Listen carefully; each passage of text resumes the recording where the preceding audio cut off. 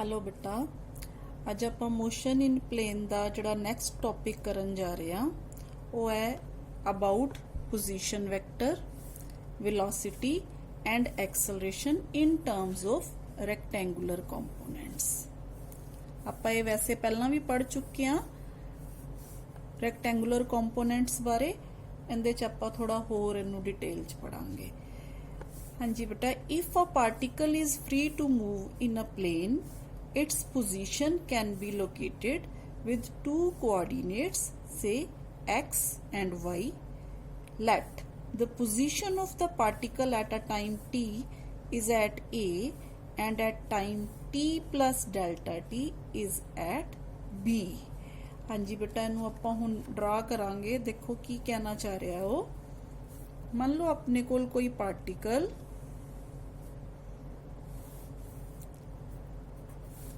X Y plane च है, this is X this is Y, ठीक है।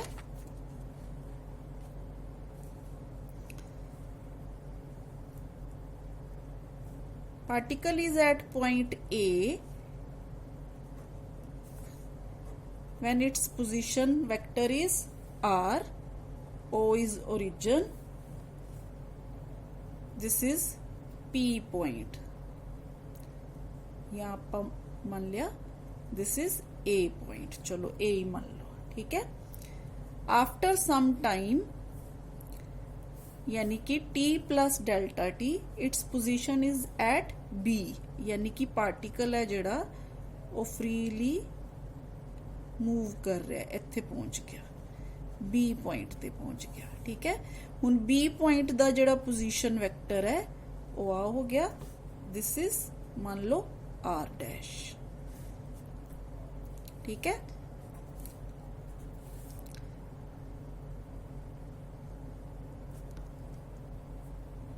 हाँ जी बेटा, हुण जे आपां this distance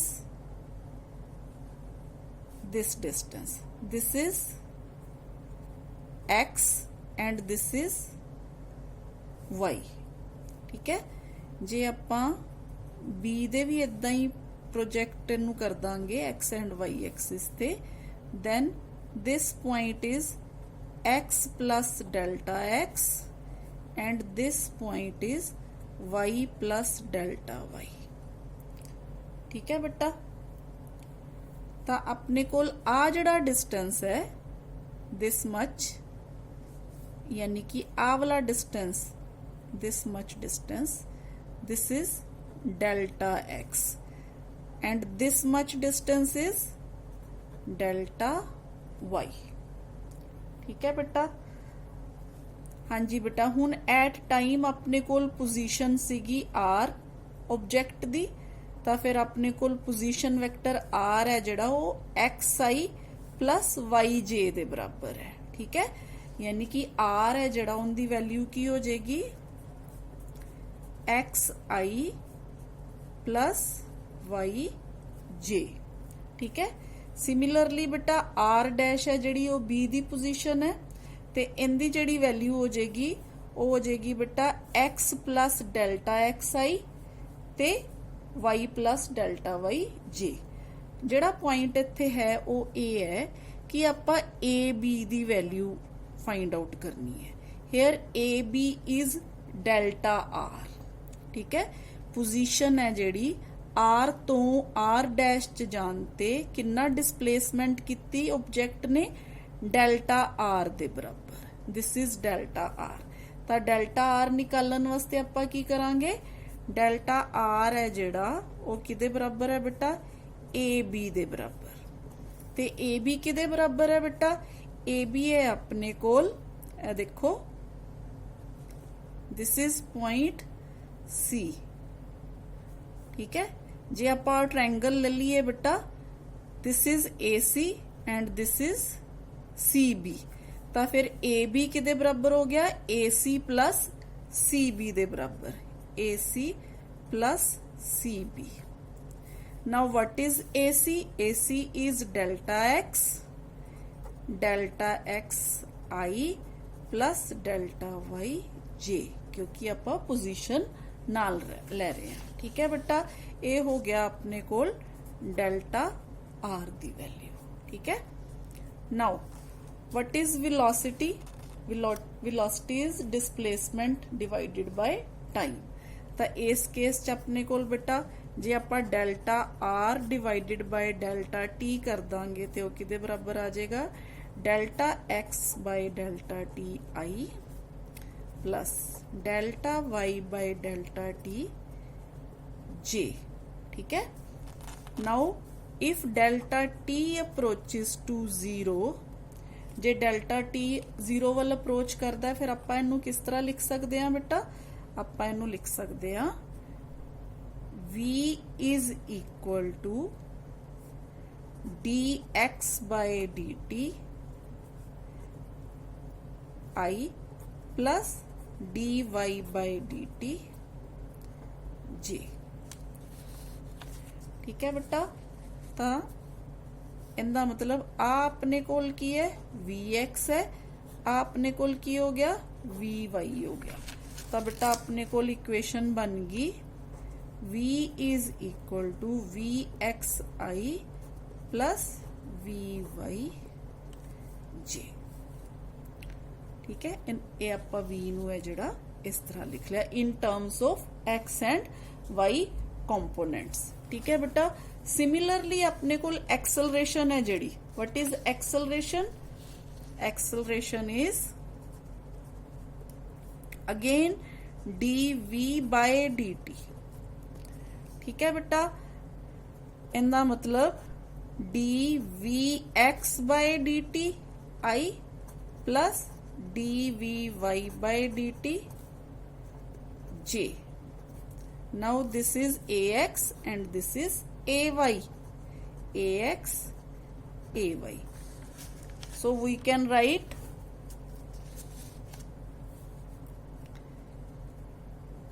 a is equal to axi plus ay j। ठीक है बेटा, ये आपां position, velocity and acceleration in terms of rectangular components लिख लिया। ठीक है, हाँ जी बेटा, हुण जे एक्सेलरेशन है जिहड़ी वो कांस्टेंट होवे, ठीक है, जे एक्सेलरेशन कांस्टेंट होवे तो अपने कोल बेटा आपां फार्मूला कीता होया है, आपां 3 फार्मूले कीते होए है। एक्चुअली केड़े केड़े 3 फार्मूले कीते हैं देखो जरा, आपां कीते होए है v is equal to u plus at।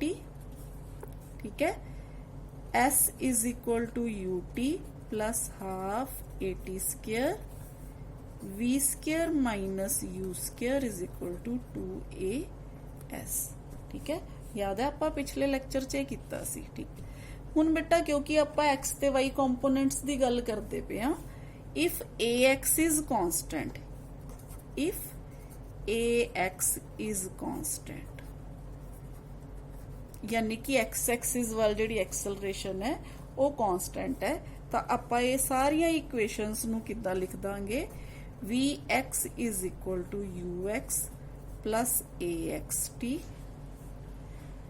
x is equal to uxt plus half axt square, vx square minus ux square is equal to 2ax into x।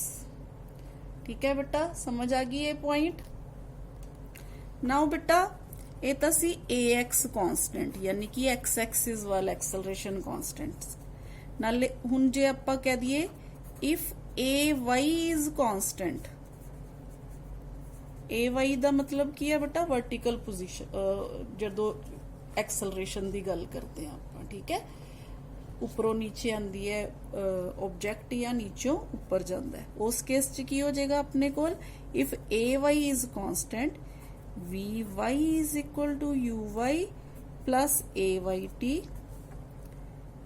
y is equal to uyt plus half ayt square, vy square minus uy square is equal to 2ay ठीक है बेटा। ਇਹ ਸੀਗੀਆਂ ਆਪਣੇ ਕੋਲ equations. ਇਹ equations ਕਰਨ ਦਾ ਇਹ ਫਾਇਦਾ ਹੈ ਕਿ ਜਦੋਂ ਆਪਾਂ ਨੈਕਸਟ ਪ੍ਰੋਜੈਕਟਾਈਲ ਮੋਸ਼ਨ ਕਰਾਂਗੇ ਉਹਦੇ ਵਿੱਚ ਇਹ ਸਾਰੀਆਂ ਇਕੁਏਸ਼ਨਸ ਹੈ ਜਿਹੜੀਆਂ ਆਪਣੇ ਕੰਮ ਆਣਗੀਆਂ। ਠੀਕ ਹੈ ਬੇਟਾ। ਹਾਂਜੀ ਬੇਟਾ, ਨੈਕਸਟ ਬੜਾ ਹੀ ਇੰਪੋਰਟੈਂਟ ਟੌਪਿਕ ਆ ਗਿਆ ਜਿਹੜਾ ਆਪਾਂ ਪਹਿਲਾਂ ਵੀ ਪੜਿਆ, ਪਰ ਪਹਿਲਾਂ ਆਪਾਂ ਪੜਿਆ ਉਹਨੂੰ ਲੀਨੀਅਰ ਮੋਸ਼ਨ ਵਾਲੇ ਟੌਪਿਕ 'ਚ। ਹੁਣ ਆਪਾਂ ਉਹਨੂੰ ਪਲੇਨ ਵਾਲੇ ਟੌਪਿਕ 'ਚ ਪੜਾਂਗੇ। ਠੀਕ ਹੈ, ਹੁਣ ਆਪਾਂ ਦੇਖਾਂਗੇ ਕਿ ਪਲੇਨ 'ਚ ਉਹਦਾ ਕੀ ਇਫੈਕਟ ਹੁੰਦਾ ਹੈ। ਟੌਪਿਕ ਹੈ ਬੇਟਾ ਆਪਣੇ ਕੋਲ relative velocity. Same definition, same ਉਹੀ ਜਿਹੜੀ ਆਪਾਂ ਲੀਨੀਅਰ ਵੈਲੋਸਿਟੀ 'ਚ ਕੀਤੀ ਸੀ। ਤੁਹਾਨੂੰ ਮੈਂ ਸਮਝਾਇਆ ਸੀ ਕਿ ਜਦੋਂ ਦੋ ਆਬਜੈਕਟਸ A ਐਂਡ B ਇਕੱਠੇ ਮੂਵ ਕਰ ਰਹੇ ਹੁੰਦੇ ਆ, ਠੀਕ ਹੈ, ਤਾਂ ਉਹਨਾਂ ਦੀ ਇੱਕ ਦੂਸਰੇ ਦੇ ਹਿਸਾਬ ਨਾਲ ਰਿਲੇਟਿਵ ਵੈਲੋਸਿਟੀ ਜਿਹੜੀ ਆ ਉਹਨੂੰ ਆਪਾਂ ਕਿਵੇਂ ਰਿਪਰੈਜ਼ੈਂਟ ਕਰਦੇ ਆ। ਠੀਕ ਹੈ, relative velocity of an object A with respect to B when both are in motion is the rate of change of position of object A with respect to object B. ठीक है, ਇਹਦੇ ਵਾਸਤੇ ਆਪਾਂ suppose two objects are moving with velocities VA and VB with respect to ground or earth, then ਆਪਾਂ ਬੇਟਾ ਇਹਨੂੰ ਕਿਵੇਂ ਲਿਖਾਂਗੇ? VAB relative velocity of A with respect to B is VA minus VB.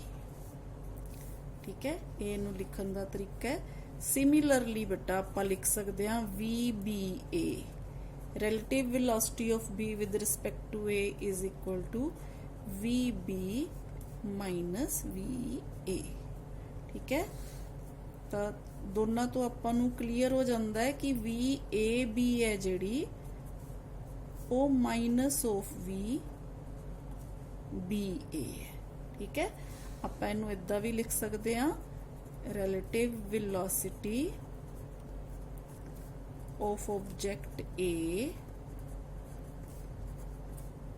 is equal to VA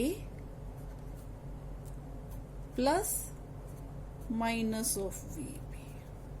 ठीक है, relative velocity of object A with respect to B.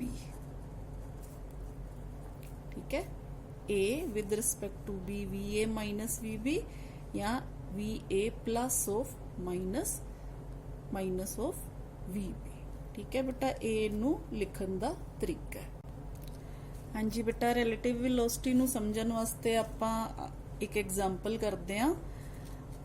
ਧਿਆਨ ਨਾਲ ਦੇਖੋ। A swimmer can swim in still water at a rate 4 kilometre per hour if he swims in river flowing 3 kilometer per hour and keeps his direction with respect to water perpendicular to the current, find his velocity with respect to ground. ठीक है, numerical च की दिता होया बेटा आपां नू velocity of river ਜਿਹੜੀ ਹੈ ਆਪਾਂ ਨੂੰ देखो velocity of river ਦਿੱਤੀ ਹੈ with respect to ground। मान लो रिवर इस डायरेक्शन च है वेलोसिटी रिवर दी। ठीक है, दिस इज VR 3 है। ठीक है, स्विमर किधर स्विम कर रहा है? परपेंडिकुलर डायरेक्शन च। VS this is 4। Now what is VSR relative velocity of swimmer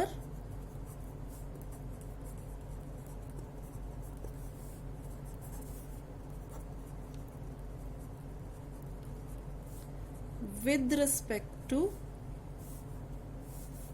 river। ठीक है, ਇਹਦੇ ਵਿੱਚ ਬੇਟਾ ਆਪਣੇ ਕੋਲ VSR किदे बराबर हो जाएगा? उन VSR is equal to VS minus VR relative velocity formula लगाता आपा। ठीक है, तो हुण आपा निकालना की है बेटा? आपा निकालना है velocity of swimmer with respect to ground, यानी कि ਆਪਾਂ VS निकालनी है, सिंपल VS निकालनी है ਆਪਾਂ ਨੂੰ with respect to river ਦਿੱਤੀ ਹੋਈ ਹੈ। ठीक है, with respect to river ਦਿੱਤੀ ਹੋਈ ਹੈ velocity ਆਪਣੇ ਕੋਲ VSR। ठीक है, ਆਪਣੇ ਕੋਲ velocity of river है, आ velocity of swimmer है with respect to river। ਆਪਾਂ ਕੀ ਨਿਕਾਲਣਾ ਹੈ, ਆਪਾਂ ਸਵਿਮਰ ਦੀ velocity ਨਿਕਾਲਣੀ ਹੈ। ਇਹ ਦੇਖੋ ਜੇ ਆਪਾਂ ਇਹਨੂੰ ਪੈਰਲੋਗ੍ਰਾਮ ਨੂੰ ਕੰਪਲੀਟ ਕਰ ਦਈਏ, this is resultant which is VS, यानी कि velocity of swimmer with respect to ground।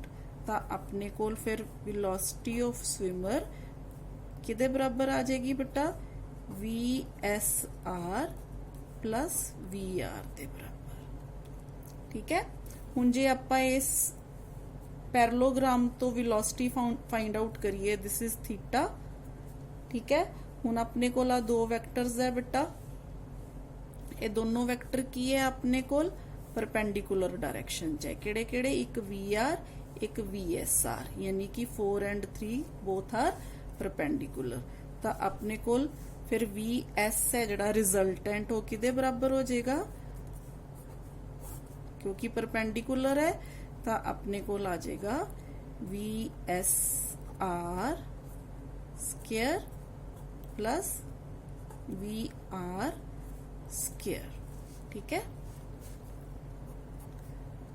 4 square plus 3 square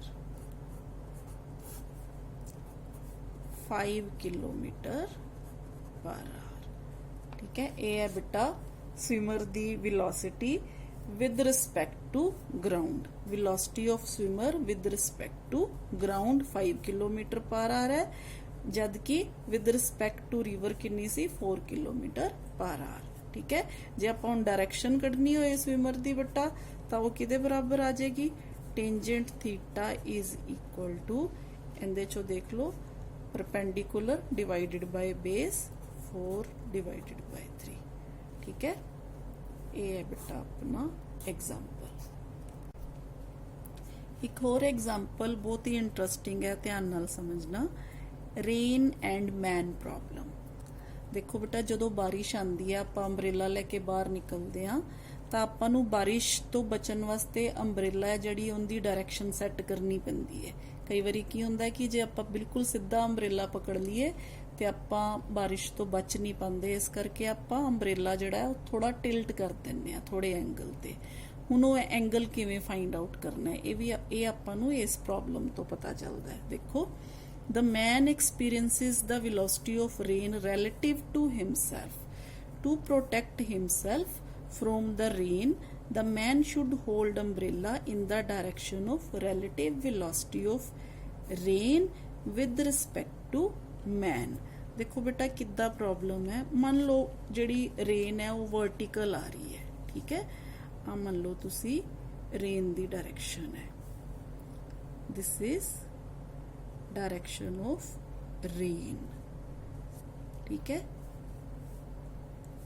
VR। ठीक है, this is direction of man. ठीक है, यानी कि बंदा जड़ा वो इधर नूं जा रहा है, VM।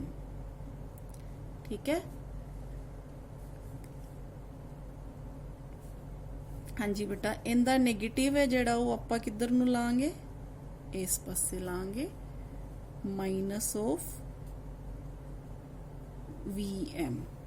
क्योंकि आपां नूं पता है आपां फॉर्मूला जड़ा लगाना है वो आपां ये लगाना है बेटा,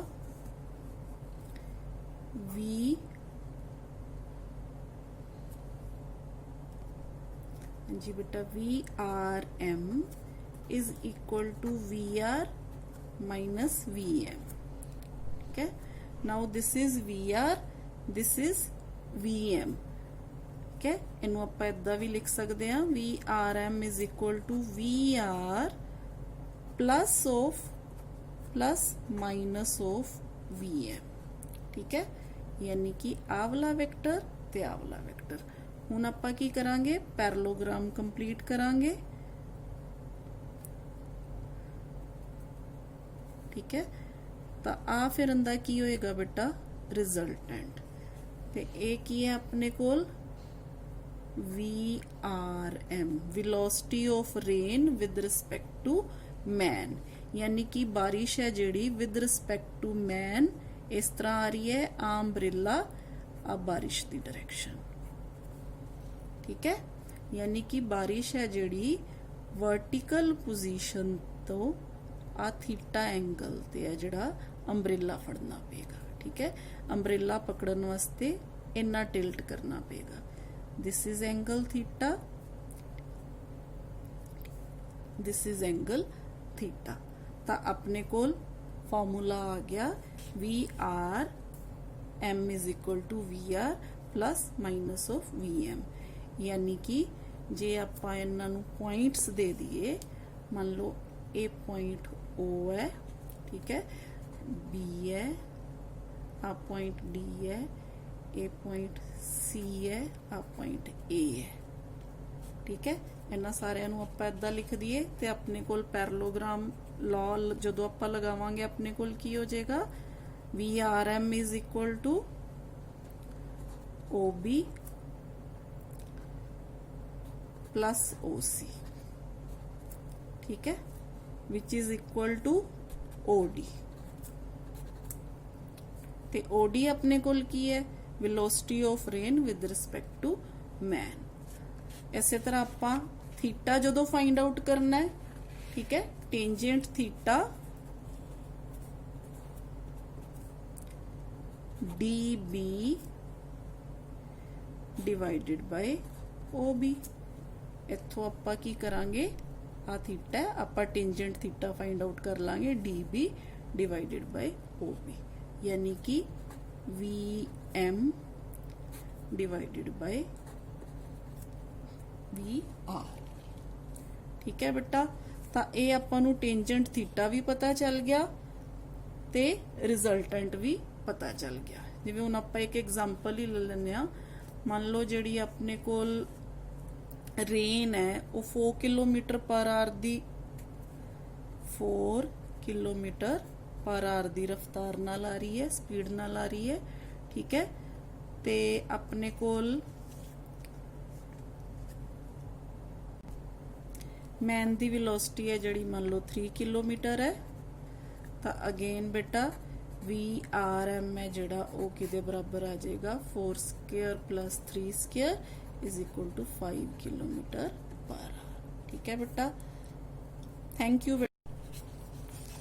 हाँ जी बेटा, समझ आ गई। आपां की किता, आपां फिर पैरेललोग्राम लॉ लगा के रिजल्टेंट फाइंड आउट कर लिया, क्योंकि दोनों जिहड़े है VM एंड VR 90 डिग्री ते है। आपां फॉर्मूला लगाता सेम वही जिहड़ा आपां पिछले न्यूमेरिकल च लगाया सी। तां अपने कोल velocity of rain with respect to man है जिहड़ी वो कितनी आ गई, 5 किलोमीटर पर आवर, ठीक है।